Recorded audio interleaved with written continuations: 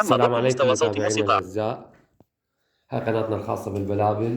إذا ما مشترك اشترك وفعل زر اللايك. اليوم راح نستكمل معاكم السلسلة اللي بديناها، اللي قلت لكم عليها السلسلة الاحترافية، من كيفية اختيار الأقفاص إلى تقديم الغذاء وتقديم الماء، كيفية تثبيت الماء والمشروب. اليوم احنا عندنا قضية، شنو قضية التغليف أو فرش القفص زين للبلابل.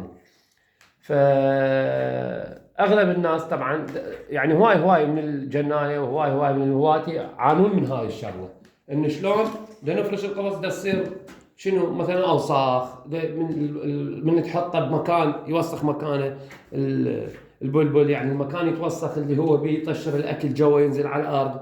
فاليوم جبت لكم طريقة حلوة ماشي راح نسويها سوا، ما نحتاج بيها شيء، نحتاج بس فقط هذا التغليف مال الاكل ماشي، تغليف الطعام، تغليف الاواني مال الطعام، هذا احنا راح نحتاجه ماشي، احنا راح نحتاجه هذا زين. فاليوم راح نغلف وياكم القفص بشكل اشوفكم شلون. هاي الطريقه راح تجنبك منه هواي اشياء. اول شيء راح تحافظ على نظافه الطير. راح تقول لي شلون احافظ على نظافه الطير؟ تحافظ على نظافه الطير لان احنا من راح يصير، احنا ما راح نفرش، راح يصير عازل بين هاي المنطقه، تشوفوا هاي المنطقه جوا هنا راح يصير الفرش، واحنا ما راح نفرش، فالاوساخ راح تنزل جوا هنا تتجمع بهذا النايلون. هسه انا حشوفكم شلون زين. اضافه الى ذلك انه الاوساخ الطير الاكل ما اكل من يطشر، من تحطوا له الخلطه زين، من الطشر مالته كل الاكل راح ينزل هنا يجمع جوا ماشي، يعني بعد ما ينزل على الارض مالته، ما ينزل على الارض، من حاطه بمكانه، حاطه بالصاله، حاطه بالهول، تاكو بعض الهواة يحطون الاكل زين. وهاي عادي الوحشي وشنو الوحشي والشنو والاليف، يعني اثنيناتهم نسوي الهيا، مو انه بس هاي بس خاصه للطير الوحشي مثلا، لا، اليف ووحشي زين. نجي نفتح احنا شنو، نفتح هذا مال الاكل زين، نفتحه بس شنو هذا شويه على كيفكم، من تفتحوه ماكو، من تفتحوه شويه على كيفكم وياه. ليش؟ انا اقول لكم ليش، لان هم شويه معقدين الامر باللزق مالته. احنا شو نسوي؟ نفتحه نفتح كله عمود من راح نلفه هذا على داير مداير البرج. هسه اشوفكم الطريقه شلون يا اصدقائي، ما يشلع قلبنا. هسه شو نسوي للبرج؟ نقلبه بهالشكل هذا. انت تريد تحطه بالقاع، انا حطيته هنا على انا ما حطيته، بس اليوم على مودكم حطيته بهالشكل هذا. ليش؟ على مود شنو؟ اوضح لكم شلون راح يصير الامر بس، ولا انا احطه بالقاع، احطه نوبات على اي مكان. انا بالنسبه لي مسوي شنقال بس قفه علقه على مود يصير داير مدايري واحطه زين. نجي نفتح هذا التغليف. اول قضيه راح نجي نغلف. هاي من هنا نبدي. طبعا انا اختاريت هذا القفص، ليش؟ تدرون ليش؟ لان هاي اصعب هذا القفص. ليش؟ لان ما بيه حوافي حاده زين. نجي نحط هذا بعد شلون نثبت. هاي ايديك تثبتين، هاي المشكله عند اغلب الناس يفلت من عندهم. تثبته واذا اكو احد وياك مثلا نقول له يابا بس تعال زم لي هذا من هنا زين. هذا ثبته. هسه انا هذا شوف شلون راح اثبته هذا بهالشكل هذا راح اثبته بهالشكل هذا وافرد بهالشكل هذا. باع شوف شلون دافره اني، بس شوفون شلون دافره. هاي الطريقه بس مجرد انت راح تلزقه، هي هاي بس مجرد راح تلزقه ويا ذاك. شوفوا شلون تشوفون لو بدا تشوفون ان شاء الله يكون واضح بالتصوير، يطلع ان شاء الله واضح. هذا شوفون شلون انا دا اسوي. انت هتسوي مثل ما دا اقول لك انا. نشوف شلون فريته داير مدايره. نشوف شلون صديقي العزيز فريته داير مدايره. شغله سهله جدا جدا. نشوف شلون هاي اهم فقره. ليش عمود بعد ما تنزعج من عنده؟ لان هذا النايلون نوبات يزحلق يعني من عندك. فانا شوفتك طريقه شلون انه مو مشكله هسه يصعد فوق ينزل جوا، هسه مو مشكله. هسه بعدين كل هذا راح يترتب كله زين. هسه ايش راح نسوي له؟ نقطعه، نرجع نقطعه من باع. شوف شلون نرجع تقصه لهذا مالتك النايلون راح تقصه. ليش راح تقصه؟ راح اشوفك ليش.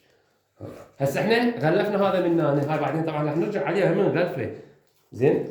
يعني انت خلص وياي للمقطع للاخير وشوف شلون راح يصير. هسه ايش راح تسوي؟ باو علي انتبه هاي الفقرة راح تسويها هسه. ايش راح تسوي؟ راح تجي تبدي شنو تشتغل؟ مو عمودي هيك بالعرض، مو بالطول راح تسوي هذا، هي يصير بالطول بس احنا للاسهل على مود يصير بالطول. تجي من الحافه مال البرج، تبدي بالحافه مال البرج. شوفوا ليش قلت لكم اللفه الاولى تصير هي اهم لفه، على مود من الشكل بيه هذا يثبت ما يشلع قلبك. باوع شلون؟ تشوف شلون ثبته؟ تشوف شلون صديقي العزيز؟ اعزائنا المتابعين شوف شلون هم تقطع هذا هيك تنزله شويه فوق هذا. تشوف شلون صديقي؟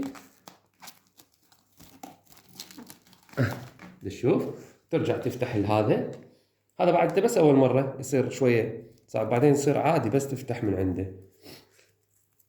خواتنا الاعزاء يعرفون شلون من يغلفن بيه الطعام، يعرفون اسرع من عندنا، والله اسرع من عندنا بهواي يسوي لنا.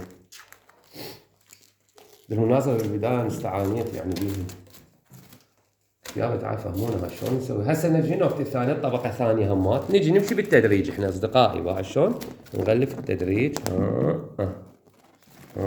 شوفوا شلون هاي الطبقة الثانية، هاي الطبقة الثانية، هاي الطبقة الثانية. سلام راح يخلصنا راح يقول لو مو احنا انتم كل شو ما تقدرون تسوون. متابعاتنا العزيزات عندنا والله على القناة متابعات يعني ربهم مهتمات بتربية البلابل، يتصلون بينا على سألنا على هواي اشياء. تحياتنا لهم. يعني هاي الطبقة الثالثة هسه همات راح نرجع نسويها. شوف شلون، شوف شلون شوف شلون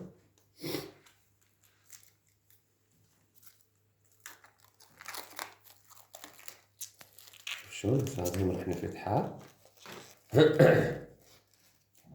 شوف شلون هسه هاي الفقرة آخر شغلة بهاي همات راح نسويها هيجي. شوف شلون هاي ونجيب هاي. شوف شلون شوية طول خلق وياه على مود شنو نسوي شغلة حلوة وشغلة زينة. لا يضوجك بعدين. هذا ايضا هاي الاخيرة. شوف شلون هاي الاخيرة من هنا لا تخلي فتحة تصير تبقى فتحة من هنا وترجع تضربها، لا لا لا لا هيجي. شوف شلون هاي الاخيرة، شوف شلون سويتها اني.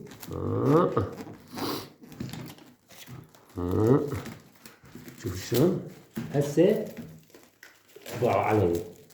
هسه ايش راح نسوي؟ هسه احنا ما اخذناه هيك بالعرض، هيك اخذناه بالعرض، هسه راح ناخذه هيك بالطول بشكل طولاني. شلون راح ناخذه بشكل طولاني؟ هسه اشوفكم، شلون شغله كل سهله. بالبدايه شويه عندك راح تصير صعبه بس بعدين راح تتعود عليها، راح تترحم لي والله. زين لا تقوم تسوي مشاكل على ابو البلبل وسخ مالتك وما ادري شنو، واحنا هنا ننظف واحنا ما ادري شنو. بالمناسبه جانا سؤال من احد المتابعين، البلبل خطير ما انت صاير بيه فاش. انا وعدته قلت له راح انزل لك مقطع عن علاج الفاش بشكل نهائي، يعني بعد ما تعاني، لان شباب انا عانيت من هاي السالفه مالي الفاش معاناه. بعدين اسولف لكم بالمقطع اللي يجي ان شاء الله من توصل لمرحله العلاجات مال الطير شو نستخدم. يعني حيل عانيت من عندها والله، بعدين الحمد لله والشكر قدرت اقضي عليها نهائيا. يعني راح انزل لكم شغله حصريه نهائيه تقضي على الفاش. هسه عموما هسه شفتوا شلون بالطول سويناه. هسه راح نجي هذا همات اللاخ بالعرض. شوفوا اعزائي المشاهدين متابعينا، شوفوا متابعينا شباب اخواننا المتابعين، اتمنى ان تنشرون هذا المقطع. تدرون ليش؟ انا ما اطلب اقول واحد ينشر مقطع وما ادري شنو، اللي يبغى خليه يبغى خليه يستفاد، بس تدرون ليش هذا المقطع تنشروه؟ حتى لو بس هذا المقطع نشروه يعني عموا بيه اصدقائكم. لانه هواي يعني شايف وسامع وما ادري شنو على ابو يطلع البلبل دي مالتك شنو دي يضايقنا دي يسوي هذا هاي الجهه الثالثه، هاي ثالث وحده. هذا بس ثلاثه هيك تسوي له منا يعني منا على الطرف وبالنص وهنا. راح تقبطه. تشوفوا شلون صار؟ شوفوا شلون بدا يتكامل الموضوع، شلون بدا يتكامل حجز بدا يصير.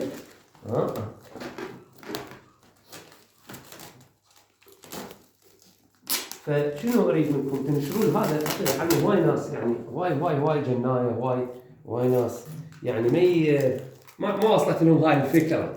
زين من انت تنشروها عم يصير محتكر مثلا واحد بس على واحد محتكر الشغله. هسه ايش راح نسوي؟ هسه كملنا ذني الثلاثه راح نرجع نضربه بهالشكل هذا، نرجع نضربه نفر داير ما دايره، نرجع نفره من جديد داير ما دايره بهالشكل هذا.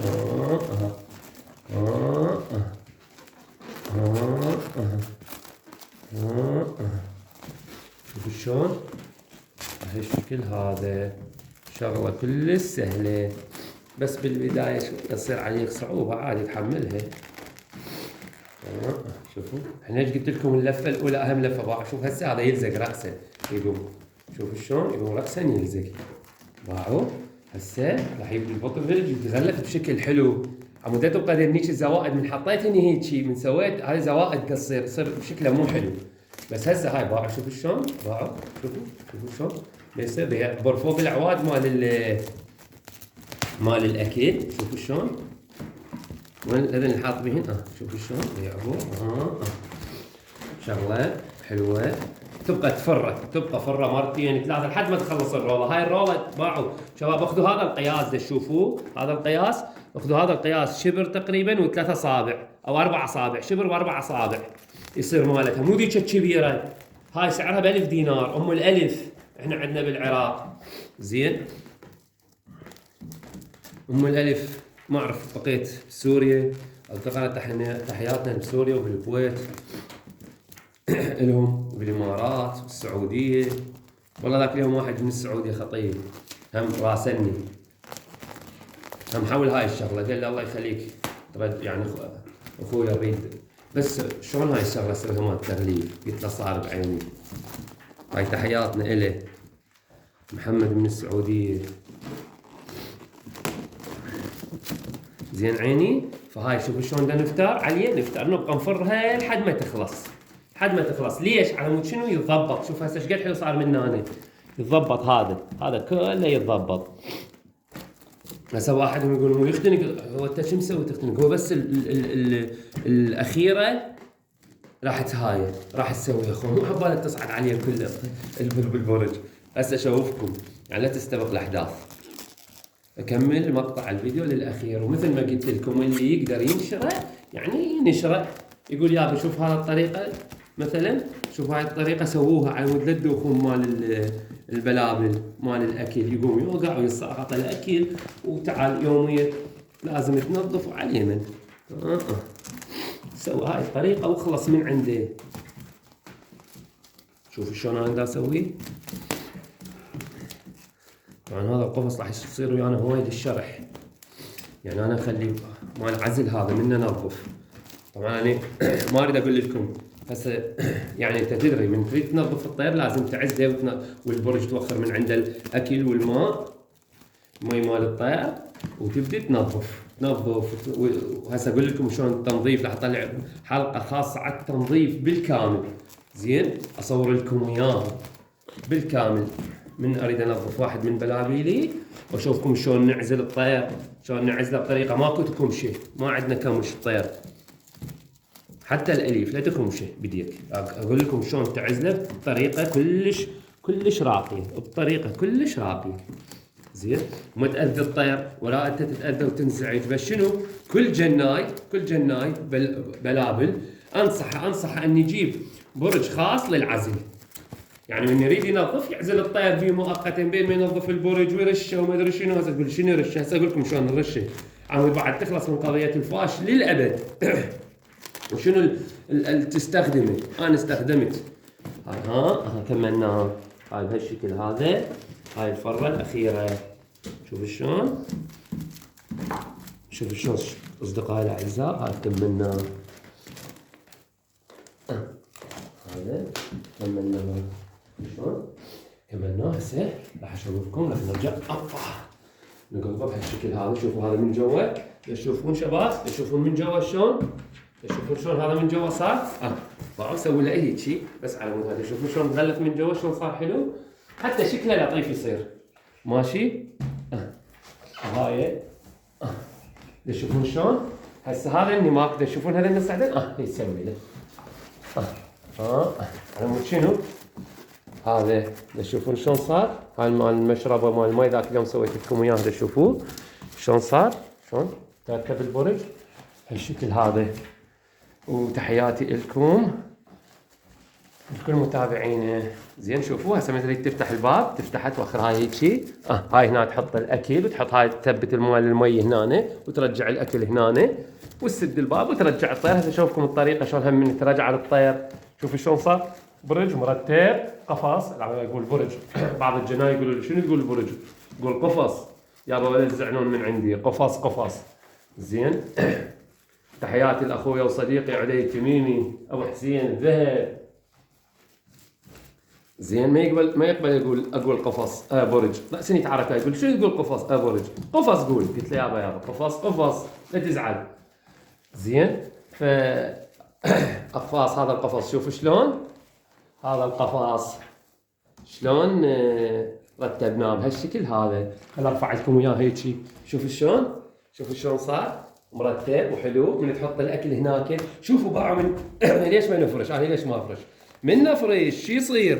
الاوساخ وين توقع؟ هنا تحت مثلا حاط الفرش طبقه راح توقع هنا ينزل الطير هم يتوسخ. هسه بعد ما يوقع اوساخ تحت توقع وين؟ هذا مو تشوفون هذا تشوفون هي صح يصير هيك باع يصير مثل هذا الاوساخ بس وين ينزل الوسخ؟ ينزل جوا. اغلبيته راح يصير جوا يتجمع. الاكل من يوقع وين يتجمع جوا بهاي الطبقه. صارت طبقه تحت البرج. صارت طبقه تغلفت تحت البرج. شوفوها صارت طبقه وهاي البرج منها فتح فالاكل كله ينزل. الطير يحافظ على نظافته وتحافظ على نظافه المكان اللي انت حاطه بيه. زين اللي انت حاطه بيه تحافظ على مكانه. يعني اعطيني بابا التليفون. يعني شلون هسه هذا الطير؟ شلون هسه هذا الطير؟ تشوفوه مالتي هذا الطير؟ تشوفوه؟ تشوفون شلون انا مغلفه؟ شوفوا الاوساخ شلون صايره جوا. تشوفون هاي اسويكم الاوساخ. تشوفون شلون حاطه الاكل. هذا الطير مالتاني هيك. شوفوا المكان شلون نظيف. هذا المكان الجوا لا يوقع وسخ ولا اوساخه ولا هاي. شوفوا شلون هاي بالضبط. وتحياتي لكم. زين ولا تنسون الاشتراك وتفعيل زر اللايك. ماشي. وخير الناس من نفع الناس. تحياتنا لكم. ولا تنسون انه شنو تشاركون هذا المقطع رجاء عمود الفائده تعم للجميع. مع السلامه.